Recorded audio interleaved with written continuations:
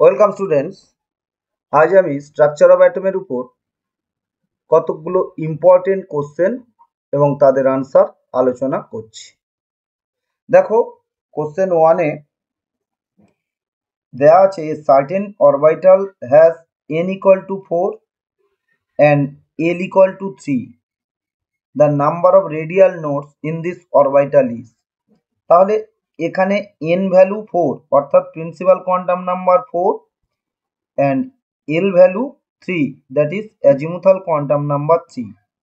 তাহলে L equal to 3 হলে আমরা জানি এটা F অরবিটাল। তাহলে কি হবে 4f, যেহেতু n ভ্যালু 4 তাহলে অরবিটালটা হবে 4f। তাহলে নাম্বার অফ রেডিয়াল নোড আমরা জানি রেডিয়াল নোডস ইকুয়াল টু আমরা জানতাম n minus l minus 1, that is nটা এখানে 4, f এর ক্ষেত্রে l ভ্যালু 3 আর মাইনাস 1 ইকুয়াল টু কত পেলাম 0। Correct option will be option A.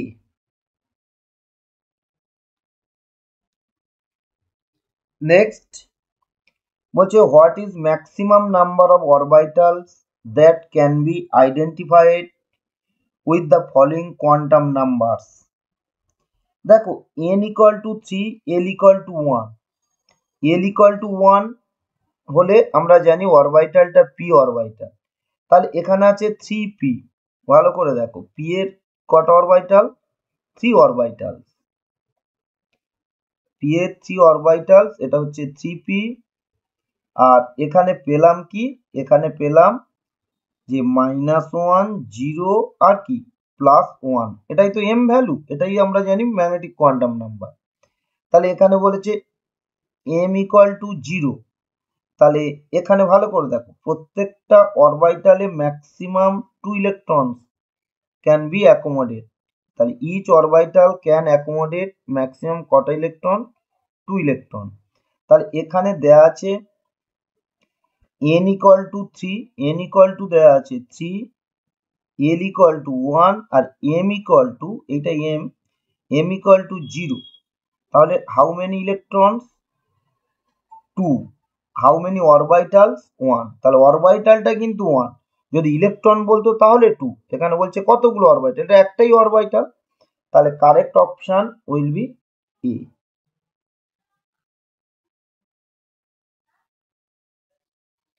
Next দেখো Bohr's theory accounts for the stability and line spectrum of lithium ion. Statement 1-এ দেওয়া আছে। আমরা জানি বোরস থিওরি কাদের ক্ষেত্রে অ্যাপ্লিকেবল। দেখো Bohr's theory applicable for mono electronic like species, mono electronic species,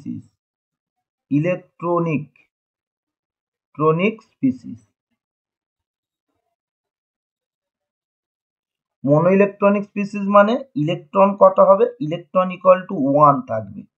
তাহলে যেমন এক্সাম্পল বলছি হাইড্রোজেন অ্যাটম হবে, হাইড্রোজেন অ্যাটম, তোমার হিলিয়াম প্লাস আয়ন, একটা করে ইলেকট্রন আছে দেখো। লিথিয়াম হলে লিথিয়াম 2+ হবে, তাহলে একটা ইলেকট্রন থাকবে। কিন্তু এখানে আছে লিথিয়াম প্লাস আয়ন, তাহলে স্টেটমেন্ট 1 কিন্তু ইনকারেক্ট। এবার বলছে Bohr's theory was unable to explain the splitting spectral line in presence of magnetic field. দেখো ম্যাগনেটিক ফিল্ডের প্রেজেন্সে এই একটা লাইন আর একটা লাইনে স্প্লিট করাকে ম্যাগনেটিক ফিল্ডের প্রেজেন্সে এটাকে আমরা বলেছিলাম জিম্যান effect.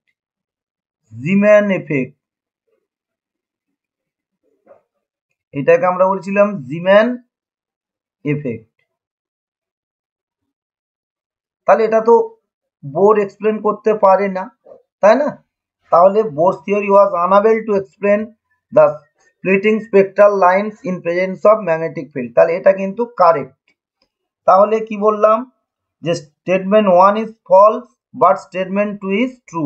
Option C is the correct answer.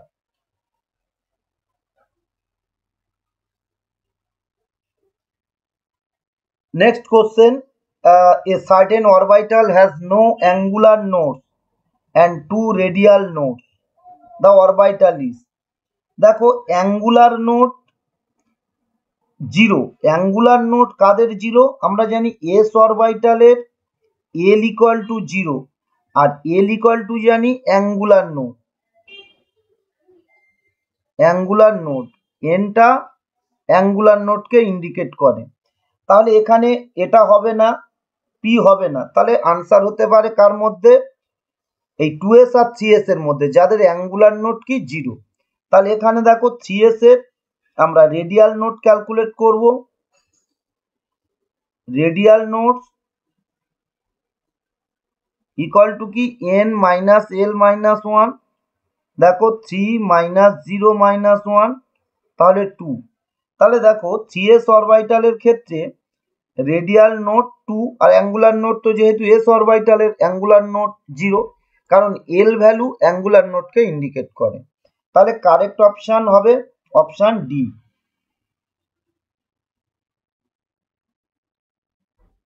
Next, the maximum number of electrons in a subcell of an atom is determined by the following. দেখো সাবসেলের মধ্যে ম্যাক্সিমাম নাম্বার অফ ইলেকট্রন আছে, সেটা কি করে আমরা ক্যালকুলেট করব? আমরা পড়েছিলাম, দেখো number of orbitals in a subshell equal to জানি 12 প্লাস 1, এটা ম্যাগনেটিক কোয়ান্টাম নাম্বার থেকে পেয়েছিলাম। নাম্বার অফ অরবাইটালস দ্যাট ইজ যতগুলো এম ভ্যালু হবে ঠিক ততগুলো অরবাইটাল হবে। তাহলে একটা অরবাইটালের মধ্যে আবার 2 ইলেকট্রন থাকে, তাহলে number of electrons in a subshell, number of electron in a subshell equal two কি হবে? 2 ইন্টু কি 12 plus 1, that is 4l plus 2। তাহলে কারেক্ট অপশন ডি।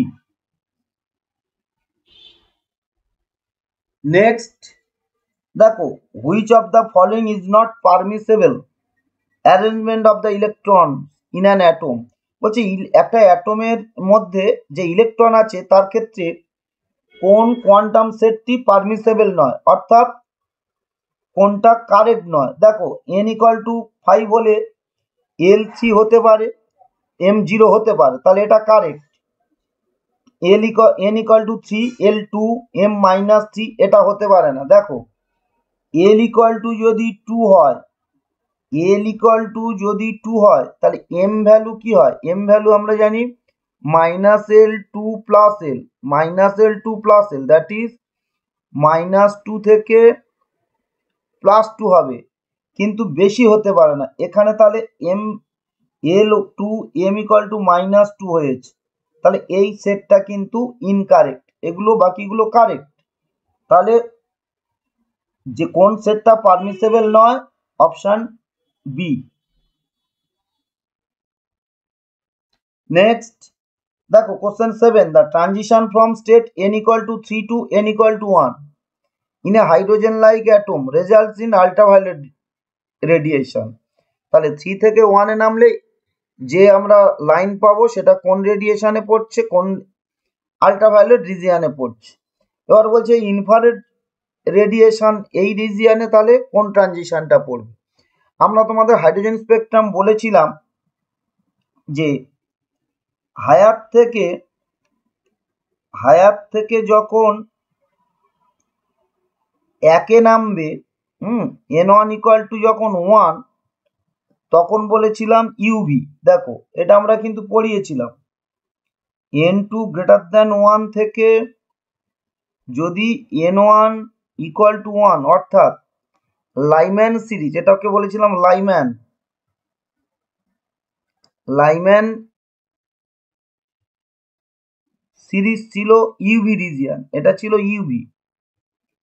তারপরে n2 গ্রেটার দ্যান 2 থেকে n1 ইকুয়াল টু 2 যদি 2 নামে, হায়ার থেকে 2 নামলে এটা হয়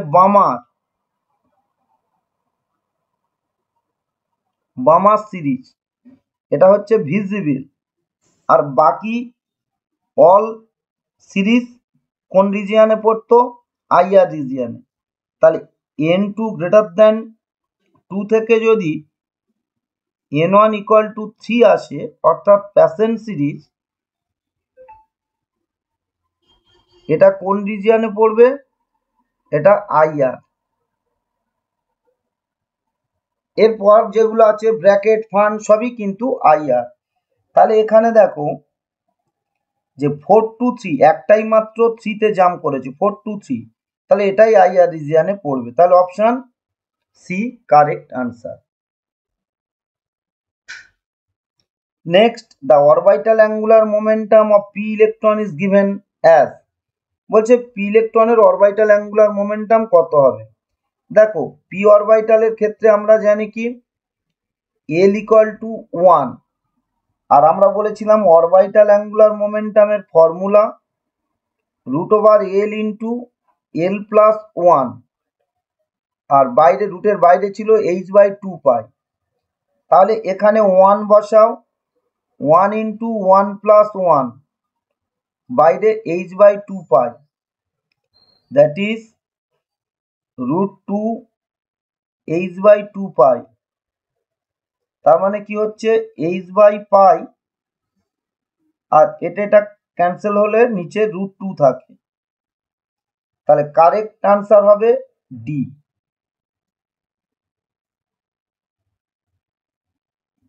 নেক্সট বলছে which is the correct order of increasing energy or listed orbital in the atom of titanium। দেখো টাইটেনিয়ামের ইলেকট্রনিক কনফিগারেশন যদি আমরা করি, আমরা জানি 1s2, তারপর 2s2, 2p6, 3s2, 3p6, তারপরে 4s2, তারপরে 3d2। এটা টাইটেনিয়ামের ইলেকট্রনিক কনফিগারেশন। তাহলে এনার্জি অর্ডার কি?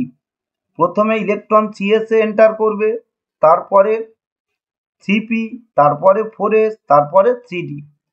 তাহলে কারেক্ট আনসার হবে কোনটা? Correct answer option B.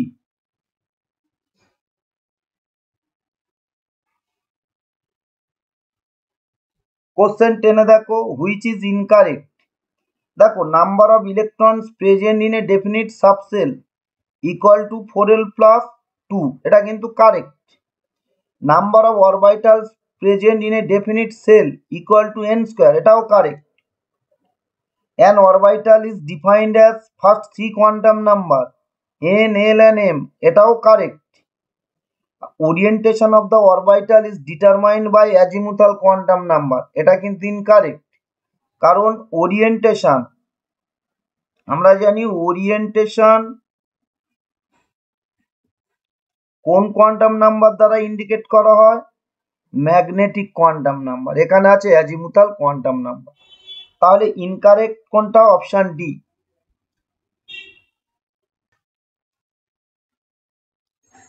Next, calculate the spin only magnetic moment of chromium 2+ ion.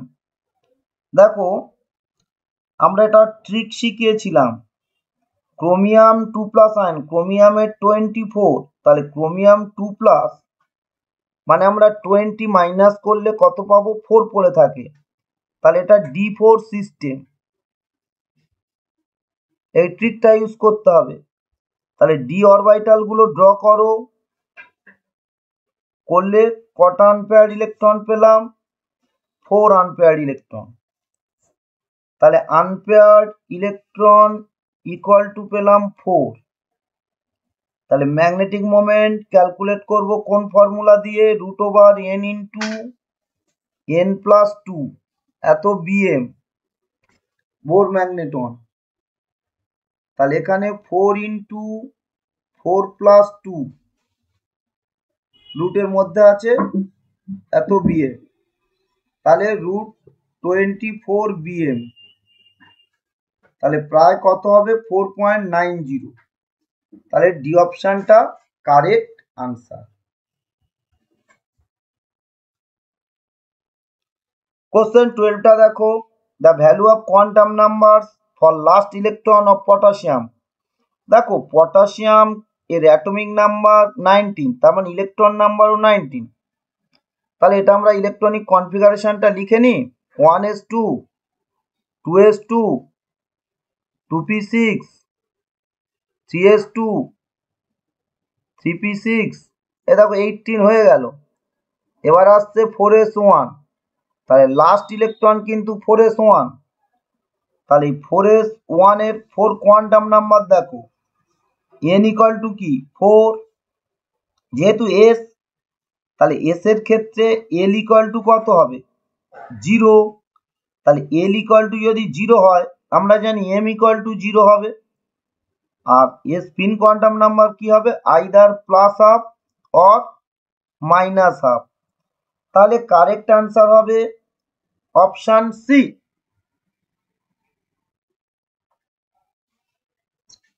Question 13টা দেখো, any P orbital can accommodate up to, any P orbital, এখানে ভালো করে লক্ষ্য করো, তার মানে একটা পি অরবিটালের কথা বলা হয়েছে কিন্তু।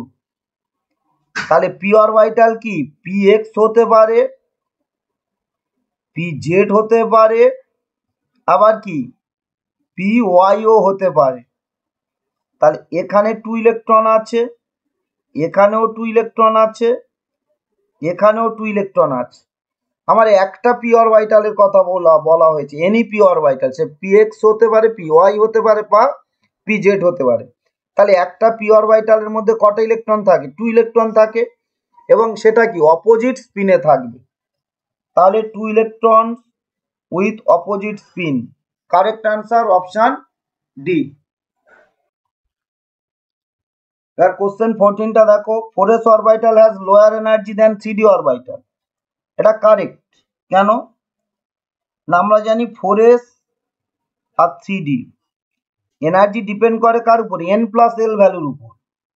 তাহলে এর n কত 4, এখানে 3, l কত 0, এর এখানে 2, তাহলে n প্লাস এল ভ্যালু কত পেলাম 4,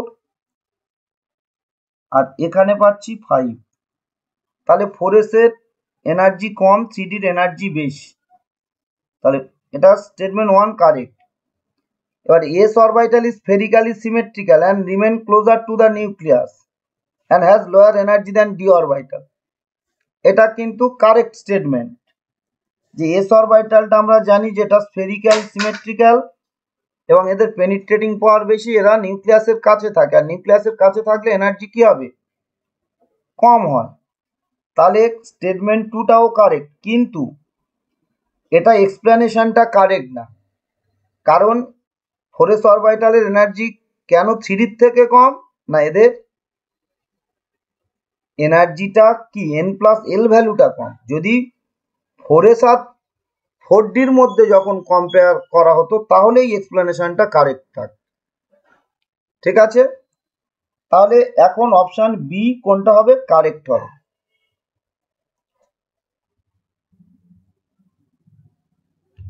এবার কোশ্চেন 15টা দেখো, যে configuration of helium is 1s2। তাহলে এটা কারেক্ট। কেন না, হিলিয়ামের কটা ইলেকট্রন 2 ইলেকট্রন থাকে, তাহলে 1s2 দ্যাট ইজ এরকম।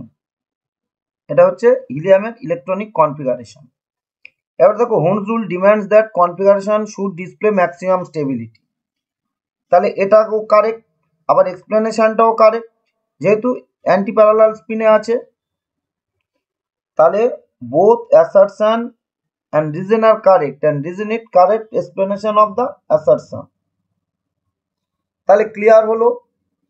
তোমাদের জন্য একটা কোশ্চেন আমি দিচ্ছি, যারা পারবে কমেন্ট বক্সে এর আনসারটা লিখবে, যে মানে এ না বি না সি না ডি কোনটা correct answer. Which is the correct outer electronic configuration of copper at ground state. তাহলে কপারের গ্রাউন্ড স্টেটের ইলেকট্রনিক কনফিগারেশন কোনটা, এটা এ বি সি না ডি হবে, তোমরা কমেন্ট বক্সে লিখে কারেক্ট আনসারটা পাঠাও।